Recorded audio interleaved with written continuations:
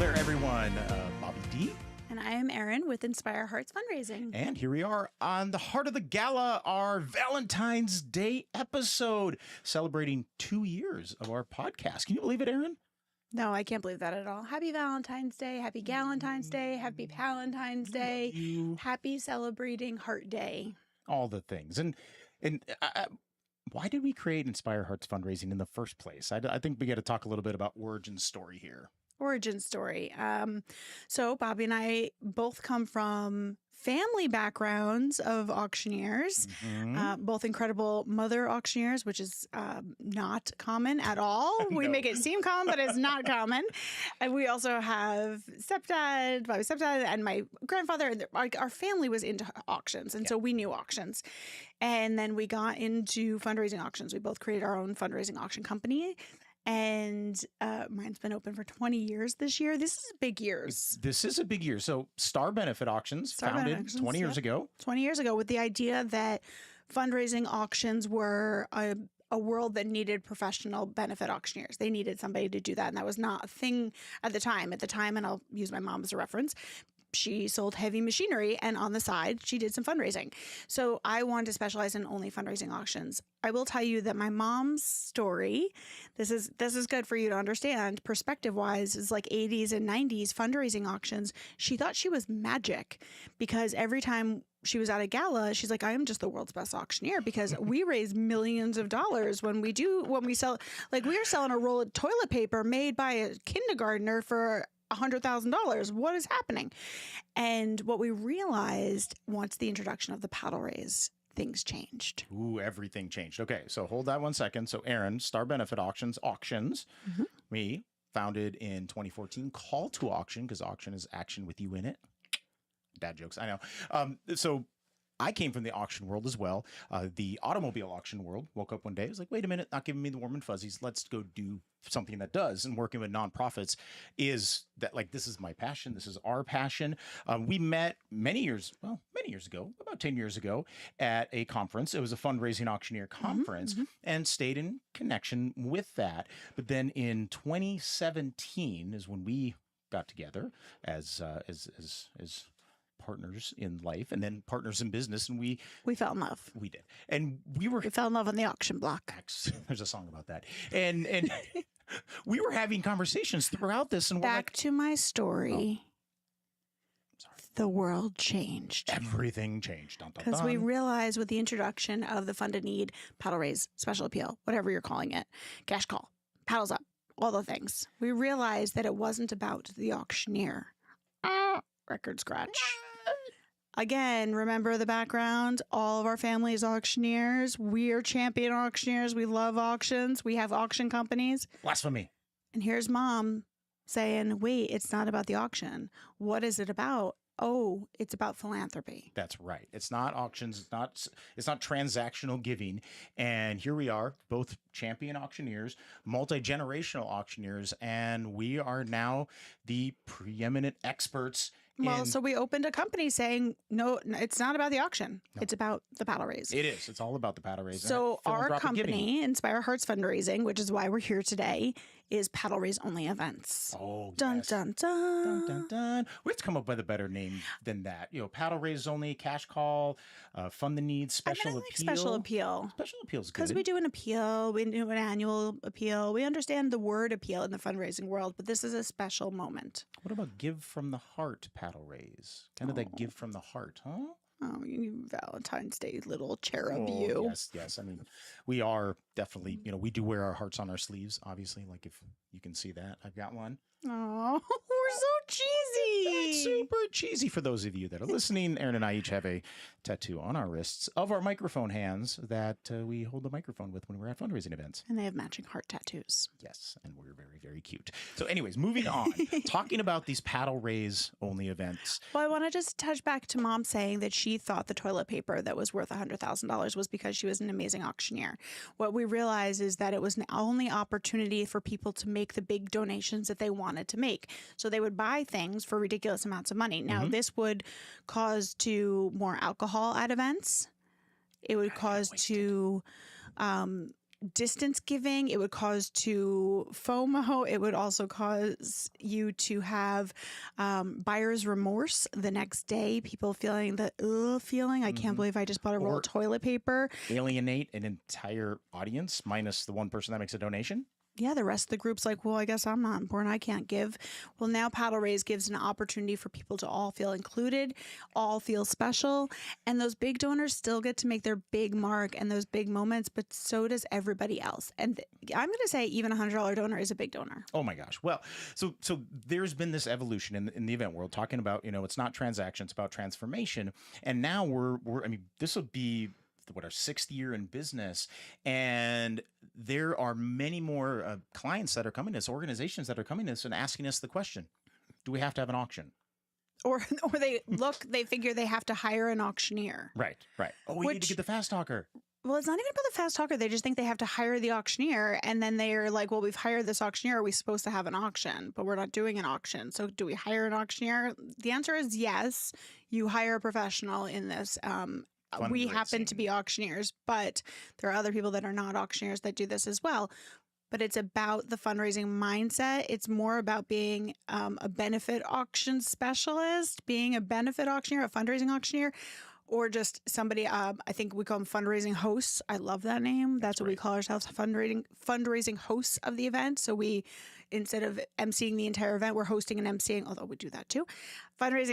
We're hosting the fundraising portion of the event. And that is really special. And that helps people get their minds around it on why that role is so special and significant and different than having to have an auction because you have an auctioneer, or having to have an auction because you've always had an auction, or thinking that was where the money would come from, Yeah. So then we've got lots of organizations again that are like, okay, well, we want to create a more philanthropic atmosphere. We want something that's not so transactional. We also want to make our program a lot shorter. Oh, amen. Amen, sister. And with the way that the world is now evolving, attention spans are shrinking. Like our kids are watching Instagram or YouTube shorts, which are 45 seconds. And they're like, it's storytelling in that short amount of time. And adults and now the multi-generational individuals that are attending these events, I mean, the attention span is shrinking. They want to just swipe on you. Yeah, they're next. And especially if it's boring, it's like, or boring speeches, or like we're not engaged or whatever. So it's about creating that storytelling at the event, talking about your mission, which we're going to dive into quite a bit more, and then giving that opportunity for everyone to be able to give. And that's that difference between auction and paddle race. Everybody can give. Everybody can be a part of that. Mm-hmm. Absolutely. And that's why it's so effective. And with these paddle raise only events, I mean, you don't need to worry about the silent auction. You don't need to worry about the live auction. We don't need to do the raffles. It's just pure event philanthropy, which I love, obviously.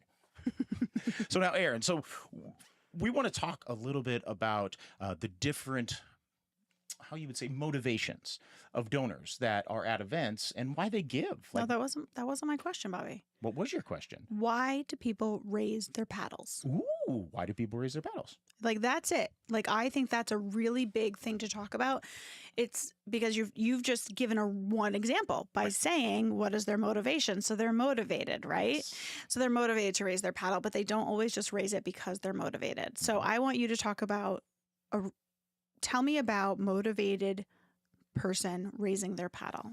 Well, I have this saying. It's called the golden goosebump moment. And that's the crescendo of the event. That's it's on the bell curve. It's right in the spot where everyone is, the most motivated, the most inspired. For those of you who can't see Bobby, he's just made a motion of his bell curve. So he starts off on a lower point of the event, which is the building moment. And I want you to know that Bobby thinks this moment starts before the event. Way before the event. Like if you're planning an event a year from now, it starts now.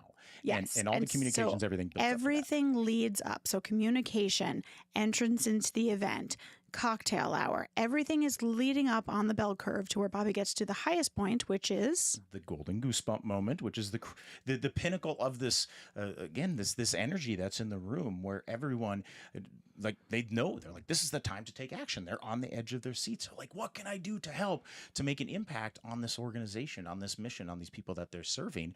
And that's where we come in. That's where we make the big ask. We make that special appeal and say, friends, this is that time to give. And now the motivations of a donor are so different.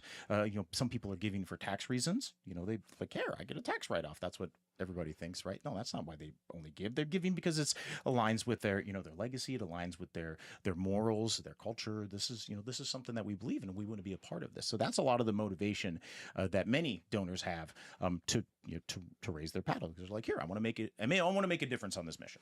So I feel like what you're talking about right now is somebody who cares about the mission. Yep. And they're coming to the gala because they care about the mission. Yes. And they're going to raise their paddle. Yeah. They're like, here, I want to make a difference. Here, $1,000, $5,000, whatever it's going to be. They want to make a difference. All right, I like it. Now, what about the person who comes as a guest to the event? Ooh, the guest. Well, there's a lot of... They don't know the mission. They don't know the mission. Well, that's where it's your job as the nonprofits to tell the story. You got to tell your mission. You got to share your mission. You have to share the impact that you are having on those that you're serving. And this becomes a beautiful time to educate your audience, especially those new guests and those donors that are there. They don't know what you do. They don't know who you are. They don't know who you serve. And what a better platform to really, build up that energy and that inspiration and then motivation to be able to give. So now we're back to your bell curve. And on that bell curve of growth, I want you to tell me from the event, they walk in the front door as a guest to the event because they don't have the pre-marketed mission match, right? They just come as a guest. I want you to give me like 3 examples of things that will motivate and inspire them in ways people can tell their mission either to do or not to do right before mission moment. So now I'm talking from door opening to paddle raise. To paddle raise. So there's lots of things that can, happen. You have to look at the donor journey as someone's entering into this event. It's like, what can you do? There's so many, it's called the cocktail hour. I don't want to call it the cocktail hour. It's the connection hour. Here's where we're connecting guests and donors to the mission. And this is a way that we can build up, that feeling inside of them as we're coming in, whether you have, you're maybe a group that serves kids and you've got the kids at the front and they're cheerleaders. Yay! Okay, so that's one example. Is kids for a kids event having some kids. Give me another example in the connection hour. We're just going to give like 2 examples in the connection hour. Okay. Go for it. And then there's an activation. You could create a mission-based activation. There was a domestic violence group that I had worked with. It was like a choose your own, I hate to say adventure, but choose your own fate kind of thing, where they walk through the shoes or walked in the shoes of someone that is. This is during the connection hour? It's during the connection hour. Tell me more. So as they're going from station to station, they're hearing a story about an individual that's experiencing domestic violence. And all of a sudden now they reach a decision point. They're like, do I go this way or do I go this way? And then they go a different way. And then there's another decision point that they need to make. And there are some that are on this journey, that are on this, choose your own path, where it ends up very bad, like, maybe. So death, we're talking about sharing a survivor story, and this can be any capacity, right? A survivor story. Right. If you're, different organization. And telling the story of the journey of the survivor how would they do that during cocktail hour? Well, again, it's these different stations, different tables. You have volunteers, you have storytellers that are within that, and then you get to the kind of that why of where. So kind of like a murder mystery night. Essentially, yes. You're going to get little tidbits along the way. Now, I have seen this done at the same type of organization. They use like a cardboard cutout of a person, and they added a child to it. So as they walk down the hallway, they were integrating different stories as they were just reading on these cardboard cutouts of the person. So they weren't using a specific survivor, and it wasn't, I don't know, using that person. It was just a cardboard cutout of a white little blockhead person, and on that white they were able to write the mission statement. They were able to write the journey of that person and incorporate the mission statement, how they got help, who they introduced, who they met, as also with it. I want to tell you about my favorite is, because I'm going to tell you a cocktail hour story. Okay. Connection hour. My favorite. Can I tell you the name? I love them so much. Go for it. Make-A-Wish. Oh. Now, there's one specific Make-A-Wish that lives in my heart deeper than any other moment because their connection hour, they took guests as they were entering. They would come in, they would get their information, they would go into like almost a big auditorium, gymnasium kind of place. They followed a journey along the ground. They followed a pathway that took them through these blow up igloos. Inside each sort of blow up igloo, I'm calling it, they had one wish, and they would totally decorate the wish about, so if they had like an underwater theme, so this is a little girl who wanted to be a mermaid, this is a little boy who wanted to meet Shamu, this is a kid who wanted to go jet skiing, and they shared stories of all those wishes that were granted. Then he went to a sports globe or a one, and it was all the pictures of kids with the different sports things, and it showed wishes that were granted. And then the very last one they went through, because they made a journey through a whole bunch, the very last one was the Hall of Wishes, and it gave an opportunity, and it said, had a big mirror, and it said, you can grant the next wish. You can grant the next wish. How? Look at that. Woo, golden goosebumps, baby. Oh, yeah. I mean, but that, so, and I'm going to give another example, because I'm going to do two, is that in park events, I love a connection activation station in a park event. What is your favorite memory in the park?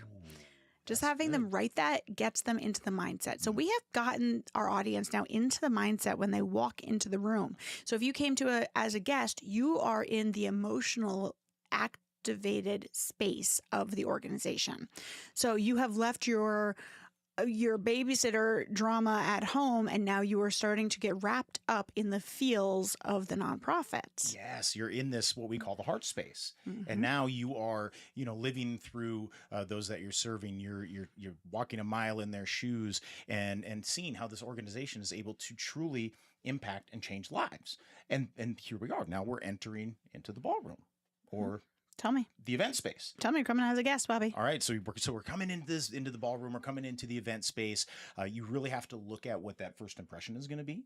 Really look at the wow moment. Really, you can showcase again mission, donor-centric fundraising speak. Because of you, you can grant a wish. You can save a life, and you have these big, beautiful screens that have the PowerPoint on them. You have to use those. And as we're building up this bell curve, it's all these different messages that are there. And that's just, that entrance into that. So now everyone takes their seats, and at the tables, this is such a powerful method or strategy that you can use, is at the tables, having table hosts or having participants at that table to talk about the programs that affected them or the programs that they're using to make an impact on the world, and having that individual at every one of those tables. Now it focuses again that conversation towards the task at hand, which is the fundraise, which is to help build the fundraising machine, or put the fuel in that tank to make this mission a reality. And we haven't got to the program yet. This is like the first 5 minutes. No, it's the first word, about an hour and a half. Oh, yes, of the event. Yes, I'm sorry. Yes, I was meaning in the ballroom. But as they're coming in, another thing is their centerpieces. I think that there's a lot of wasted space. So there's a couple different methods here, and I like a couple different styles of them. One of them is going to be very contrary to what you feel, Bobby, is I do think a classy event. So if you are going classy, elegant, like we just did an event that you walked into that ballroom and went, Yeah. right? It was so gorgeous. But do you remember in the hallways as you were getting there were these huge, what were those screens that were up there? And they had messaging along the way. Even in the silent auction area, they had on the walls, they had messaging up on the walls. So they incorporated mission through it, but they didn't lose the elegance of the event. But the centerpieces, you can put stories on your centerpieces. You can put table stanchions. You can put those little tripod things on your stations. Table tents. I couldn't think of the word. I love when an organization, there's a group out there that has iPads that plays a video, or have, say you're raising money for a school. It has the children that are on there, and it's words on photos, it's words on video, and that centerpiece becomes a very powerful piece of storytelling that lends to all of this. Yep, absolutely. So, all right. So now they're getting a program. Now, I don't want us to get too in the weeds here. How much time left do we have? We don't want to get too in the weeds here about dissecting a mission in the 20 minutes in the program. Oh yeah, I have some other things I want to talk about. So I just want Give me a little rough draft here of leading up to the Golden Goosebump moment. So you're at program, people are set down, welcome to the event. What is going to be your first act? What's going to be your grand opening? How are you going to capture that attention and show your guests and your donors that this isn't going to be a normal gala. This is going to be filled with inspiration and an opportunity to make a big difference. So maybe it's a video that comes on. Maybe it's a surprise entrance by your MC or your fundraising host. Maybe the lights go down and the video comes up. Different ways that you can capture that attention. But it's that first impression.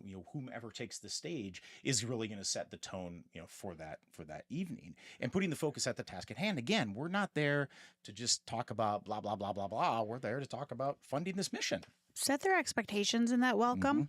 Let them know there's going to be a paddle raise. We are here to raise as much money as we can, and we invite you to raise your paddles and join us in that. Yep, that'll happen a little bit later in our program. We are so excited to thank our co-chairs, thank our so-and-sos, all these people. We have to do our thank yous, but we are staying on task. We're not getting into the boring speeches. That'll be after the fundraising. After that. So Aaron, so it sounds like we're fundraising early. Oh, I fundraise first. First? I love to fundraise. You don't wait until the absolute end of the event? Oh, don't be silly. I don't do that. Oh, that gives me heart palpitations thinking about it. People want to leave, folks. Dessert gets served. They are out the door. People are bored by fundraising. People are not respectful for fundraising. We know all of those things. We all cringe when we say those words. Bury it. Let them have a beautiful experience coming in. Let them have a beautiful experience going out. Bury it in the middle. Get up there early, fundraise, and then celebrate. Celebrate the incredible honorees and the work the honorees have done. Let them speak. Let them thank mom and grandpa and whatever they have to do. If you are under the pressure of having to fundraise after them, is that fair to your honoree? No. Let them have their celebration time and let them know we're going to celebrate you at the end so that you have time. Let them know we're going to celebrate you at the end because we're saving the best for last and we want to end on a high note. So there are reasons to have that. Now, we've always done it the other way. Can we say that? No, because remember mom in the 80s, they didn't even have fun and needs. Right. They didn't even have heart. What did we call it? Gift from the heart moments. Yes. Yeah. All right. So Bobby, I'm going to get here. We're at the paddle raise. Oh, so we skipped a step. Probably the most important step, our story that leads into this fundraising. Whether it's a testimonial of a participant, maybe it's the life of unlived, maybe it's the because of you video. There's so many different ways you can tell that story to showcase the need. Really, share that case for support. Like, this is why we need your help, and you just have to pick one really, really, really good story that will resonate with this audience. And there's many people that are out there to help you develop this. There's a lot of great video producers that are out there to help you to create this. There's speech writers. I'm going to give a little plug here for our friends at Beard and Bowler. I saw those guys last night. I know. So Beard and Bowler is a company that specializes in fund and need videos. Yeah. Find somebody that understands what a fund and need video is. Yep. What does a gift from the heart video need to incorporate? So I love them. I know that they elevate fundraising. They make my job so easy. There are others out there. Y'all can reach out to us because we need other companies. Yes. But in the meantime, Beard and Bowler are our go-to guys. Hopefully, hey guys, we love you. What's up? Thanks for making us look good and thanks for helping the fundraising. What's important here is that they are taking stories and they're making them into impactful moments, condensing them, making them short enough, making them engaging enough, telling a story. We love videos. We also love speakers. Yes. But we have to train our speakers. Yes. We don't just find somebody who has a story and let them get up there. Yeah. Yeah, it's shorter, sweeter, small sentiments, and making sure that they're including these fundraising conversation that's in here. Because of you, you changed my life. Thank you for donors like you. And it's again putting the spotlight on the guests and the donors. They're the heroes in this situation. So we've just seen this video. Everybody, I literally have goosebumps right now. Now what? So then this is what I want to know, Bobby. They're in this moment.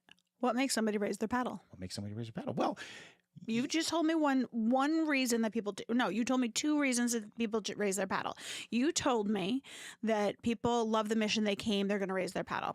You told me people are now inspired, they're going to raise their paddle. Can you think of another reason people are raising their paddles? Somebody asked them.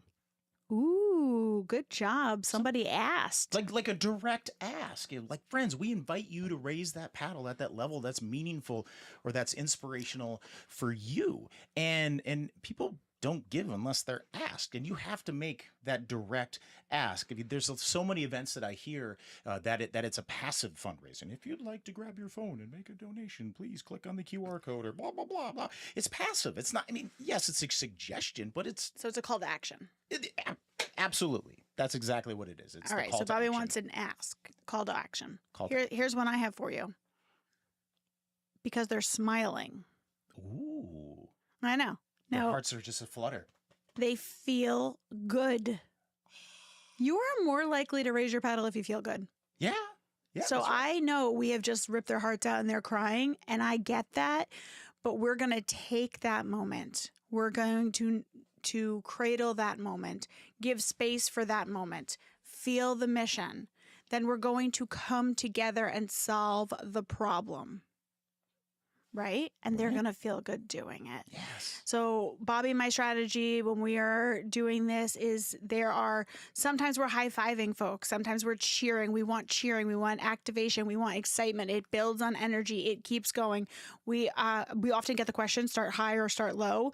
We always start high. That's our style because there are less people giving in those high capacities.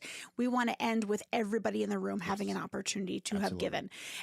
That is another reason people smile. Our last event we just did, we called it out. We said, oh my goodness, we were only level 2. Mm-hmm. No, level 3 by the time one full table had donated. And that's big. So we're talking people giving $20,000+ to start us off. Not that kind of organization. We got to level 3, 100% participation. Well, you bet your bottom. When we got to level 5, people were shouting out, our whole table gave. And we were calling them out all the time of all the tables that were giving full participation. Our goal for that event was 100% participation. We have what I like to say is 150% in that room because we had more than the amount of households. So we had 200 people in the room. Hypothetically, 100% would be 100 people. That's 100 households. We consider couples as one household. We had 150 gifts. So we had more donors than households. That means that people either gave multiple times or they and their spouse gave, but they were so wrapped into this moment, they felt so good. And I know they felt good. And we also, okay, keep going. I have another reason that people give. So what we're talking about is that good, feel good, feeling. There's a biochemical response that happens. Dopamine floods the body. It's just like, oh, this feels so good. This is an accomplishment that we're able to do together.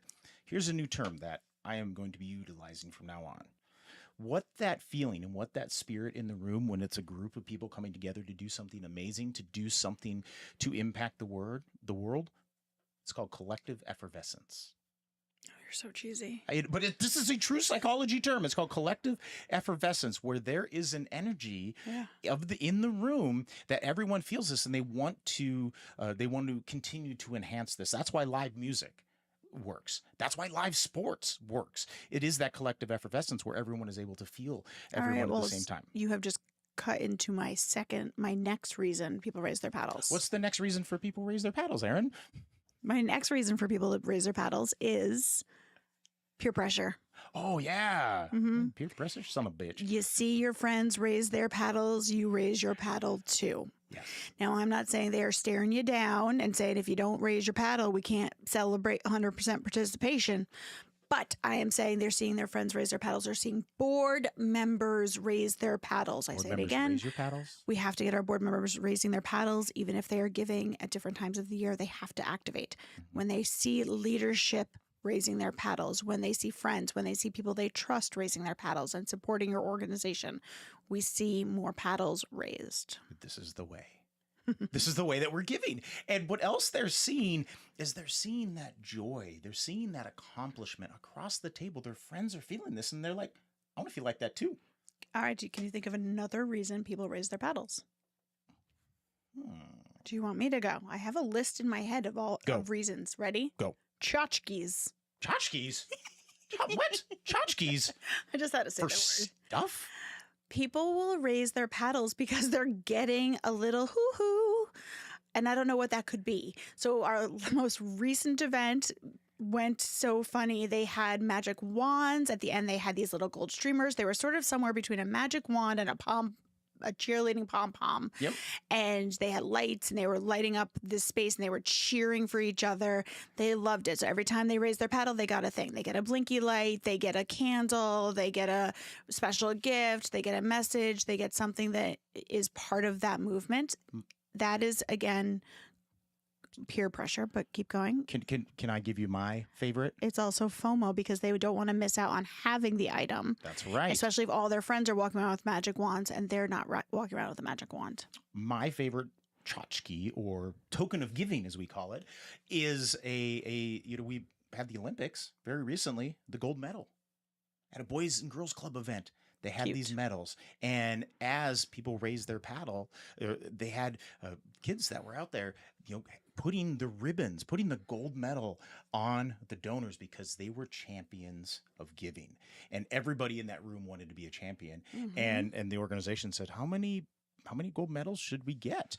And I'm like, "Well, how many people are coming?" I'm like, 300. I'm like, 300 because everybody wants to be a part of this, and you don't want to run out. You want to make sure that everyone has an opportunity to be that champion. And yes, so yeah, I want that thing. Yeah, they want to be a part of it. Okay, so here is my biggest thing from 2024. So, or for many years growing, I tell all of my clients, people give because. That's it. They give because. You need to give them a reason to give. So now we're talking about, this reason that people raise their paddles is because there's a reason. Mm-hmm. This reason, however, can look completely different for every single event. The reason could be because you get a tchotchke, like we just talked about. The reason could be because it supports X amount of people doing X amount of things. It could be because it pays for X amount of nails to build this roof. It could be because you have this many participants. It could be because it's 13,000 and Taylor Swift's favorite number is 13. That has happened so many times. It could be because there's a match. Yes. A challenge match. We need to get 10 people right now and we will have this gift matched. Mm-hmm. That is so much fuel. There is a because. So they want to give because. Give them a because of whatever reasons we can come up with. You work with your fundraising host to really come up with some reasons at every level. Now, I will tell you, don't go through a reason at every single level. You don't need it too much. Because that is way too long. But have it on the ready. Be ready to pump up some reasons. Strategically place your reasons, where they go, in which levels they go in to generate more. For example, we just added a level to an organization and added a match there to get a brand new level to push everybody up a little bit more. And beautiful. Woo, they went crazy for it. They did go crazy. And then they raised an extra 50% more money than they would have raised if they just asked at that standard And they were level. so nervous. They thought I was going to get crickets. Silly. I've never had crickets in my life. Well, Erin, so there's... That you really pointed out a really important point of the reason you work with an experienced fundraising host, because they have that back pocket story. They know the impact numbers. They know the correct messaging. They speak your language, but also they know when to shut up. Oh, that's very important. Like we'll have organizations that are like, no, here at this level it does this, and this level it does this, and this level it does this, and this, and this, and this, and then at the end of the night they're like, well, why didn't you say that? We didn't need to. Yeah, you'd still be waiting for presentations after an honorees if we went through all of those things. Yeah. Because if there's hands in the air, we can move along. Yeah. Keep the momentum. It's all about building momentum is what it is. But the difference is, and most people I think don't know this, is that what an auctioneer is really doing is psychology. When they are up on a podium or a stage, they are reading into a bidder. And I'm talking like serious auction language here. I'm talking about like even a car auctioneer, any kind of auctioneer. They are selling from their podium and they are reading the audience and they are reading why somebody is bidding. What's that motivation? Are they going to bid more? Are they interested? Are they fighting with their partner? Or are they talking about how they could leverage finances to bid again with their partner? Yep. What is happening? We use a team on the floor so that we can listen in on some of those messages and communicate them to our auctioneer so that it can go even faster. That's one of our secrets. But as a fundraising host, as a previous auctioneer, this is so important to understand. While we're on stage during those messaging moments, we might need to lean into the stories. We might need to pull on those becauses. We might need to pull on the heartstrings. We might need to just move along. We might need to talk about the numbers. Sometimes there's very analytical groups that are out there that need to see the numbers. But again, in an audience, there's two different types of people. So there's the numbers people, and then there's the feel-good people, type A, type B. And that's what it's about. You're talking to everyone and making sure that you're hitting those points. But again, we don't have to sometimes. And as that momentum's going and those paddles are going and that energy is building, that collective effervescence is just shining through, you keep it going. You want people to be involved, and almost the shorter time that we create within it, the more effective that it is. And because then paddles are going up. Thank you, number 1, 2, 3. Thank you, 3, 4, 4. Thank you, 7, 7, 7. Thank you, 8, 8, 8.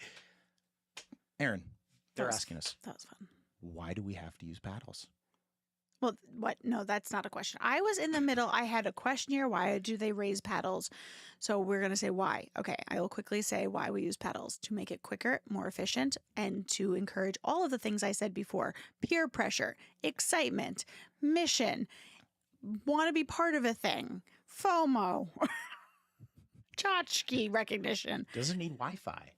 It doesn't need Wi-Fi. Yes. And people give to people. People don't give to robots. Robots make terrible fundraisers. And when I'm talking robots, we're talking the technologies and all that kind of stuff. But when those paddles go up, there's something about that motion and something about, the audience seeing you feel pride within that. You're very, you're like, I'm excited to do this, but then the rest of the audience sees that. They're like, okay, yes, we want to do that too. And that's why paddles are so dang effective. And yes, there are chances, there's opportunities where technology giving is very effective. You have to build up that culture to make sure people are into that. It's a whole different event, a whole different podcast. That's a whole nother conversation. And you can do it. We can do it. We get that. I raised $3 million in a text to give one time. Yeah. It's happened. In 8 minutes. It was amazing. Thank you very much. Yes. But when I got off stage, the donations were not even fully in. They broke because I broke the internet. She broke the internet. So, but I do want to just talk about how technology does have a place in the gala format. Yes. We're talking about specifically like a texting to give situation, which is a different format of giving and donating onto your devices versus building up the emotion and giving in the emotional moment. We don't want to lose that impact that you've just built by going onto a device. We're building them into that heart space. You spend so much time and energy and money invested into this, putting your guests into that headspace and that heart space.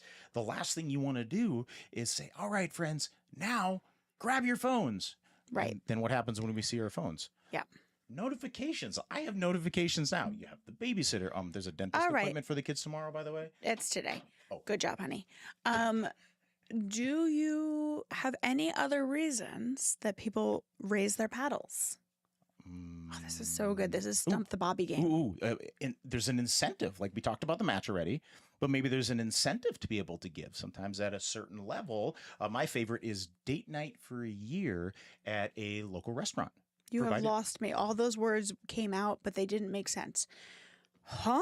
How did they get a date night for the year? What does that have to do with anything? Everybody that gives at the $1,000 level, one individual, one paddle, will have the chance to win date night for a year. This is an incentive. Ooh. An incentive to be able to give. They may win something because they gave. Still feels good to give, but there's an incentive to be able to raise your paddle, or for that suggestion to raise your paddle. And that you do that at different levels? So you can have like a different incentive at one level? We don't do it at all levels. I love that. I like, we could maybe 2 levels. I think you could probably create some type of incentive like that. Okay. I like it. That's a good one. You didn't think of that? No. Yes, I win. How about this one, Bobby? Okay. What do you got, Aaron? Why do they raise their paddle? Because they're drunk. No. Just wanted to see Bobby's cringe face. There's nothing worse than a drunk audience during the fundraising. Actually, yesterday I was having a conversation with one of our clients, for next year's event, and they were still waiting on $30,000 to be paid from the last gala because there were people that were having a really, really good time, and they wanted to be seen raising their paddles because they were drunk, and then they didn't follow through with that donation. Okay, Bobby, you love science, you love numbers, you love statistics. What is optimal alcohol consumption level for a paddle raise? 1.8 drinks. There you go, folks. You've heard it here first. There's something called a diametric curve. You can Google it, but it is very similar to that bell curve where the level of intoxication is prime for generosity, is prime for energy, is prime for giving. But then once you go past that, it goes downhill really fast. So, folks, we have just said they have an hour in their cocktail hour. That's one drink in cocktail hour. You sit down, you have a beverage in front of you. The beverage is not gone yet when you're fundraising.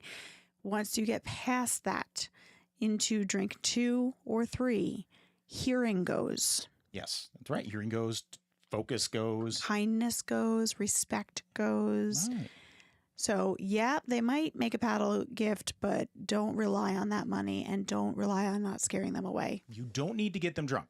Some people say, let's get them toasted. Lightly toasted is the thing. But, Aaron. I want them feeling good. We want them to feel good, but do we have to have alcohol at our event? No. What? Yes. What? I'm not sure I know the answer to that question. I do. I happen to really like alcohol at events, but I've definitely done dry events before and they were fine. I've hosted some dry events that were amazing. It still created that collective effervescence. Breakfasts, brunches, lunch. We don't need to have a beverage that early, an adult beverage that early in the morning. You have to have a mimosa. Well, you can also just have orange juice. Or we coffee. have seen everything that is raised far in between. We have seen everything from, like Bobby's mentioning, dry events to events where when they leave, they're given vapes of THC and gummies on their way out the door. I mean, we have literally seen it all. That's right. And we can help you with guidance if you're going to incorporate something out of the box. Definitely talk to your fundraising expert on how they can make the most out of that. Yes. So, Bobby, here's my last reason people raise their paddle. I'm sure I have a lot more reasons. Are you ready? Or do you have another one for why people raise their paddle? I'm just going to keep saying until you think of something. You're so pretty. Isn't Bobby pretty, folks? It's because I have this feather lamp behind me. This office. We're in my office, by the way, folks. This is my cutesy office. This is where the magic happens. This is one of our new studios that we're able to broadcast from. It's my live Instagram wall. I've taken some of my highlights of events. This is a picture of me with a hedge. That's right. It was a park event, one of my favorite parks, Riverside Park. You know what I'm seeing here? Everybody is happy in this. Look at all these people raising their paddles. They can't see this. This is our family photo moment with our favorite MC. Feels good. Holding up all their paddles. Feels I love good. that moment. Okay, why? What is the last reason why someone would want to raise their paddle? Oh, because we're on stage. No. Yes. Nobody cares. Oh, no, they do. They do? Just, We're oh really my gosh, good at Erin Ward is here. I'm going to raise my paddle because she's here. All right, just because we're fundraising experts and we understand what we're doing in those moments. And when you have somebody leading the charge that you trust, because, there's my reason. Trust. You take the reason of because it's us. I'm going to take the reason of trust. They need to trust who's on stage. And that is very, very important. Okay. We dress in a very specific way. Almost, so when I want you to think of a paddle raise, I want you to think of like a Target end cap and all of the science and psychology that goes into making that successful and why it exists, why Target aisles exist the way they do, and the music that they play and the sounds that they play and the smells that are in there and the placement. Your paddle raise needs that much attention. It really does. You are really marketing a moment there. And so one of the things, if you are a very wealthy person, you need to trust that there is somebody that understands you on stage. If you are not an exceptional wealthy person, you need to feel seen and trust who is on stage. So if you get somebody up there that would rather talk about the Yankees score than your mission, I don't trust them to give them my money. Well, it goes deeper than the trust of the individual on stage as making the ask.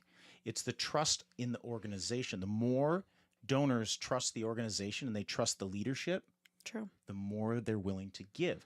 So with all of this storytelling and all this inspiration building that we're getting to, that golden goosebump moment, is showing and building that trust that your donors, they're going to give you money and you're going to do what you say with it. You're like, okay, we're gonna raise a lot of money tonight, and we are going to do what we have promised you that we are going to do through our mission and impact the world with your help. So trust is yes. I can't believe I didn't think of that. Oh, that's a good one. So I'm going to go back to the point you threw on me now, because we're on stage. Well, yes, hire us. We want to be your fundraising host, but there are a lot of them that are out there. But it's that individual on stage and the comfortability that they have within themselves and their performance and their presence, their voice, the tone of their voice, the words that they are choosing, and the confidence to be able to do two of the hardest things in the entire world. Number one is ask for money. Number two is public speaking. And if this individual on stage can't do those two things, guess what happens? Everybody in the audience is like, oh, I don't want to be that person. Oh, I don't want to watch it. I feel bad for them. I feel bad for them. Oh, I can never do that. Now we take them again. I turn it off. I start talking so that they don't feel bad. We start turning their attention away from them so that we don't feel bad for them. We turn a room. Yeah. Or the record scratch happens. They said, what? Oh. Oh, yeah, that happens. Please, friends. Please use somebody that speaks your language on stage. That is one of my biggest things. Somebody that understands and believes and supports you. So people often ask about us about like, will you do all of these different events? Do you care about all these different events? I will be very super honest. We are in a really great place in our life, and we do not have to take events that we do not believe in. So we get to take an organization that maybe doesn't align with our values and send it to somebody that we trust, that it aligns with their values, because there is a professional out there that fits you specifically. I am not one size fits all. Bobby is not one size fits all. In fact, Bobby is king of animal events. And I am not, although I love animals. Oh, I kind of want to buy a puppy at an auction. Anyway, I am queen of gender equity events. So anything that does with women's stuff, any LGBT events, any human equity events, that is my jam. I was a women's studies major in college. I'm an activist. I care about these things. So I focus on my direction on working on those groups. That said, there are groups out there. There are auctioneers out there that specialize. We have a friend that used to be a pastor and loves religious events. Like he's a pastor. I mean, so people understand. People at the event are like, oh, he speaks our language because he used to be a pastor. Like they feel his energy and already know he fits. Yeah. So there are so many different auctioneers, fundraising hosts that fit. And if you don't know one, reach out to one. Please. Reach out to us and we will direct you to one in your network, in your community. We have so many friends. Nationwide. We have international friends there, buddy. We do. You're absolutely right. Absolutely. So now, Erin, we have to wrap this up. We've got just a few more minutes here. Happy Valentine's Day. Happy Valentine's Day. I hope you all get a sweet Valentine and chocolate. I hope it's chocolate. And love and all of that. And I hope it's chocolate. Yes. Yes, you will be getting chocolate later. Chocolate. She hasn't had it yet.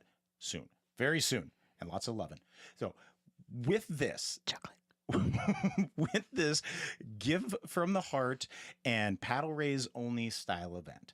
Let's break this down just to like right in like just the nuts and the bolts. Are they still listening to us? They are. They're not tuned out yet. You're still here. You're still excited for chocolate. All right, let's go. Okay. Do it. Come on, so Bobby. We're going to give you the Hype 'em up. bare minimum of what you need for a paddle raise only event. All right, let me hype them up. We're going to set the foundation. Set the foundation. Tell a story. That's like number 3. I feel like set the foundation, builds the event, set the expectations, tell the story, hit them with an amazing fundraising auctioneer. And host. Okay, there's that. What else are the other elements that they need to have? Are we going past that to the other side of the bell curve? No, we're still leading up to it. Oh, I thought that was You need a paddle. Oh, paddle. You need a paddle. And you need I just think, like, who doesn't have a paddle? Like, why? Why is that even a thing? We have to have this conversation weekly with potential clients and our current clients. Why do we have to paddle? Anyway, we talked about that. But they have to have a paddle. And that paddle of their number needs to be connected to their person. And if you want to make it easy to get that dollars in your bank account, make sure that they pre-swipe a credit card. They have their payment information on file with you, paddle, and a way that you can track all of that. So that is a vital ingredient. Probably one of the most important. What else? What else do we need? I just had a really good idea for one of my clients. I can't wait to go call them right after Nice. this. I'm sorry. I just have so many good ideas right now about paddle raises. What else? What else do they need? We need donors. We need guests in the room that are motivated They to know give. that already. But no, it's an important ingredient because you could fill the room. All right, you broke it down with bare bones. What else? How many more minutes do we have? Like 4 more minutes. 4 more minutes. So we definitely have to have the people that are motivated and have capacity to give. And we've told their story. And we told their story. And we've set them up for their expectations for Yes. the event. And we've set their expectations for mission, trust, honesty. We've shown integrity. We've shown that they can believe in something. And then we've led them to a place where they can make a difference. Mhm. I think that's the biggest thing. Letting somebody make a difference, because that's what we all were taught as children, especially the millennials, that we were important and we can make a difference. And a paddle raise is how. And that's all they want to know. They're like, my mom said I can do anything in the world. How do I do it? Raise your paddle. Raise your paddle. That's it. There you go. That's it. Okay, so raise all of these elements. Now we're going down the other side of the bell curve. What else do we need to have within our event? Chocolate. Chocolate, dessert. You got to give them something sweet. There needs to be a surprise and delight at the end of the night. So, because we are wrapping this up, and I think we should do an event, we should do a podcast about after the paddle raise. Yes. I think that one thing that we should touch on is just what Bobby is talking about is donors who, especially millennials, because I just chatted about them, are giving test donations, they're giving small donations. And it is the way you make them feel in that very moment that will change your future of philanthropy within their hearts. So that said, the moment that they raise a paddle, they are thanked. They have made eye contact. They feel good. That moment should feel good to them if you want them to give again. Mhm. But what Bobby's talking about is a surprise and delight, which means after the event, after they're done with program of the event, there is something sweet. There is something thoughtful, mindful. This could be a thank you card, a cookie, a dessert bar. Yeah, we're going to do a whole podcast on this. But Yes. what it is it's that final impression that you are leaving with your guests, keeping that feeling, nice and high and in their hearts and in their minds, that as they're going into the, on their way home, but then also waking up the next day, they're around the water cooler, they're, maybe at church, they're maybe at a kid's function or something like that. And they're able to share this experience that they just had. I was just at this great event. They've got this great mission. We were able to raise their paddle and they're doing such great work. Let me tell you some more. And it's with that feeling where they're able to be your best advocates. They're able to, create this word of mouth buzz that's around it. And then that also makes it easy for you, the fundraising professional, to then pick up that phone. Thank you for coming to our event. Thank you so much for making an impact with us. Can I take you out to coffee? Can I give you another opportunity to be involved with us? Maybe join our board. Thank you for supporting during the paddle raise. Because of you, we were able to X. Yeah. Let's reiterate that because and tell them that they did the job that we told them they were going to do. And that, I would say, probably is the most important factor of Give from the Heart paddle raise only events, is that you are transforming guests into donors, and they're providing that test donation, $100, $500, whatever it might be. But this is where they are going to test you and see if you can build trust within them for them to give you more money. And then now that's a whole nother conversation. Post-event gratitude strategies. Love it. Process. Oh my gosh. And after the paddle raise, Yeah. right? From that moment, from the you've raised your paddle, now what? That's our next podcast, I think, that you should do You've about it. raised your paddle, so now what? Yep. I love it. All right, reasons people give in a paddle raise. Beautiful. I love it. All Thanks for right. being part of this. Thank you for believing that there is something different about the world that needed to be fixed. Yes. Because that's what you are as a fundraiser, is believing that the world needs to be a better place, and you can help it do that. And you have control. You are the one to be able to truly change the trajectory of your organization. And sometimes it's a little scary. Sometimes it's a little, there's some risk that's involved in that. But by working with professionals that have been doing this for many, many years, you can mitigate that risk. You can really set your audience and your whole event up for success. So you've got to take that chance. Just as much as we want our donors to stretch and we want them to grow, we want you to stretch and we want you to be able to grow and look at the event from a different lens. Let's look at it from outside of the typical gala box. I like it. All right. Well, Let's good. get some chocolate. Let's do it. You definitely deserve some. All right. Well, thank you again, everybody, for listening to Heart of the Gala podcast. My name is Bobby D. And I'm Erin, and we are with Inspire Hearts Fundraising. Thank you so much for your time, your attention, your talent, your treasures, being part of the belief and doing you. Most important thing, we love you for what you're doing. Thank you so much again for watching and listening. And everyone, we'll see you out there. So now go out, aspire to inspire and change the world. You're so cheesy. You can have the last word. He's so cheesy. I love him so much. Bye, everyone.